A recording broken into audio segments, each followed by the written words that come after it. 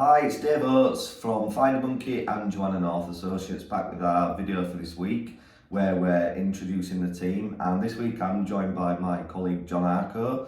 John looks after all of our DNA searches, so today we're focusing on the DNA department, which I think you'll agree, John, it's become quite a big thing for us, and it's a department all on its own now, isn't it? So it's definitely something that we need to talk about in isolation because there's so much to it. John, tell us a bit about how it works and what we do and how we're using DNA now. So with the DNA searches, this is used a lot by people who have, obviously it only works for family members, and generally we're looking for biological parents or siblings in the most instances. What we use is a general Ancestry Dna Test, so it's nothing special. It's a type of test that you see advertised on the TV. And what the Ancestry tests, and there are other databases, so there's 23andMe as well, which is another large database company that we use. What we ask people to do is get their DNA tested, and then from that we can, through cross-referencing the DNA matches, we can use that to identify people's biological fathers, biological mothers, and siblings. I think it's fair to say, John, there's a lot of confusion around this, isn't there? People don't quite understand how it works, but I think the simplest way I understand it is that people are having these DNA tests done, and literally millions and millions of people are having these DNA tests done. So you don't need, say, a father to have had the DNA test done. You will have common ancestors and common relatives. So what happens is you have a DNA test done, compares your DNA to millions of other people who've had the same test done, and it will link you to people with whom you share DNA essentially. Any amount of DNA, that can be from a really close relative. So if it ends up being that your father has also done a test, you're going to got half your DNA from them, which is like 3,500 centimorgans, which is the measurement of DNA. And the more distant they are, the lower the number of centimorgans. But that centimorgan level is the key to solving the cases that we work, and understanding how the level of centimorgans fits into the different family relationships helps us to work out, it's like getting different pieces of the jigsaw puzzle that eventually show you the whole picture, and that allows us to solve the case. Yeah, so we're using DNA, but we're using it alongside our more traditional methods of searching, which is genealogical records, births, marriages and deaths. We're plotting out family trees, aren't we? But we're using the DNA. We build out a DNA links family tree as build out our client's family tree, and what we hope is the more we build out those trees, they start to join up. And it's how they join up that helps us plot these things out and work out where people might fit within a tree, isn't it? So it's complicated. I think it's very difficult to explain exactly how it works. I guess what we should encourage people to understand is that if you're looking for a birth father especially, it tends to be birth fathers that people don't know the identity of for the most part. It provides a way to find somebody that previously didn't exist. We've spoken to people who had never thought they'd find the father because they didn't have any information whatsoever, no name, no idea who it was. DNA now provides us with the opportunity to find people where previously it was impossible. It is, like I say, it's quite complicated to explain, but the easiest I can sort of summarise it is we obviously get the DNA matches. We identify, if we're looking for a father, we identify which matches we think are maternal matches and which matches we think are paternal. Obviously we can ignore all the maternal matches.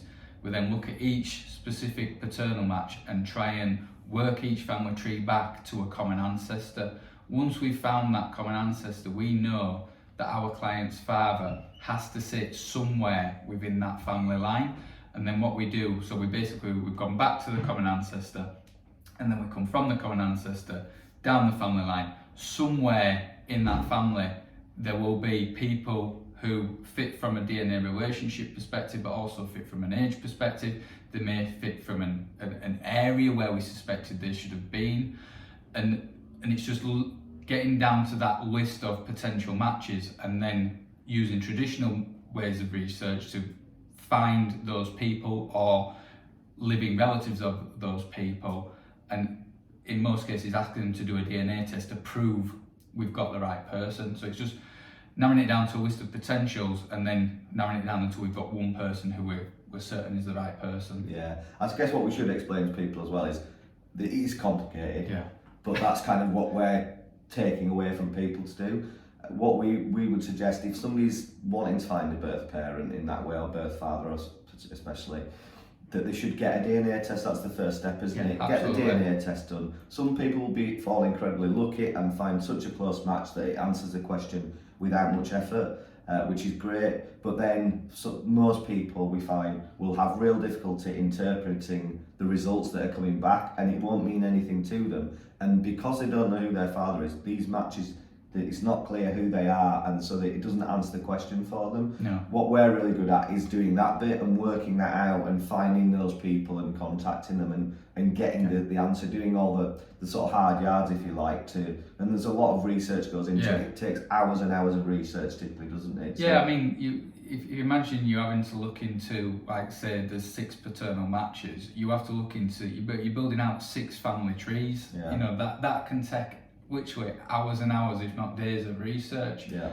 And then once you've found that common ancestor, you're then building that person's family tree out. And if you're going back sort of 2 or 3 generations where families were much bigger, you might have like a set of 10 siblings, and you have to look into each of those siblings' trees and come down 1, 2, even 3 generations. So you might be looking at 100, 200 people within that family tree.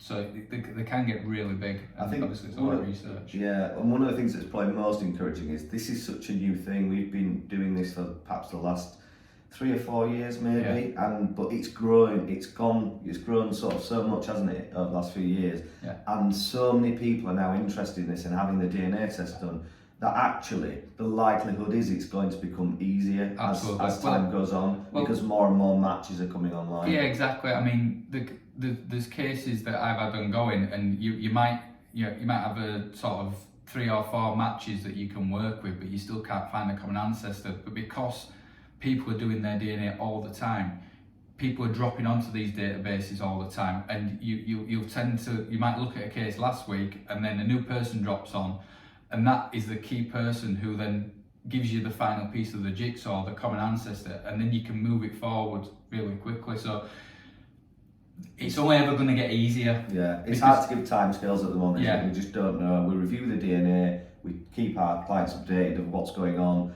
and sometimes we say, you know what, we're going to leave it for 2 or 3 months. Yeah. We're going to let the DNA build up a bit more and then review it again. But like I say, how long it takes is a little bit, how long's a piece of string. But I guess the good news is we get there, don't we? We get there in the end, whether it takes 1 month, 12 months, 2 years, sometimes we have had a couple like that, haven't we? Exactly. It just takes time, and obviously we'll do our best to keep everyone updated, but sometimes you can only work with the matches that are on the database.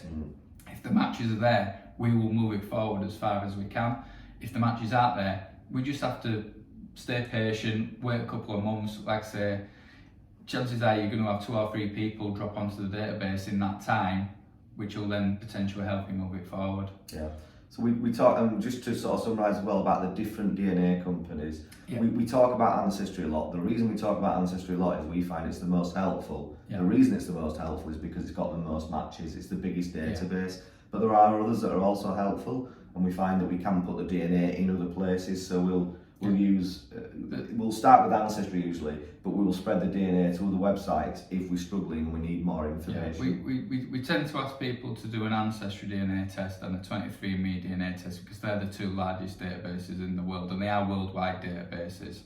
And then from those 2 we can transfer the raw DNA data to a number of other databases. They're not quite as big, but sometimes certain databases tend to attract people from different countries. So if you're looking for, I don't know, you've got relations in America, the 23andMe database is because the 23andMe company are American, so that's what most Americans tend to use. So there's kind of different databases for different areas. Yeah. So again, but we tend to move it across all of the databases, because then you're getting the maximum exposure and the maximum chance of success. Yeah, brilliant.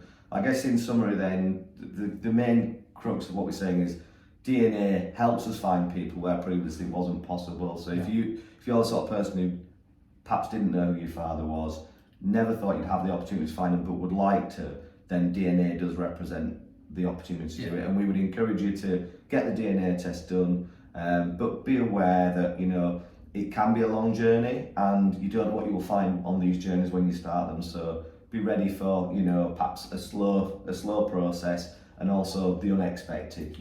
What comes out of these things you never quite know. Be ready for those things, but it definitely provides a way to find somebody where previously it was just not possible. Yeah, absolutely. Like, I mean, I've had cases where the person's come to us and they've been told a very specific name, which we've then done lots of research on, but we couldn't find that person. And what we tend to find is that person didn't actually exist, and it was either someone's memory that was incorrect or a mistruth or something like that. And then we've gone to the DNA, and then the DNA has actually led us to the right person. So you sometimes have situations like that as well. Yeah, definitely. Brilliant. Well, thanks, John. Hopefully people have found this video helpful. I appreciate it. It's probably the most difficult area, most technical area of the work that we do, I think, and hardest to understand. Hopefully people have followed what we've been talking about. If you do have any questions about DNA, please send them in. We'll be more than happy to answer them. Perhaps we could even do another video, John, if there's any areas people want to know about. But yeah, thanks for watching, and I'll see you next week. Thanks.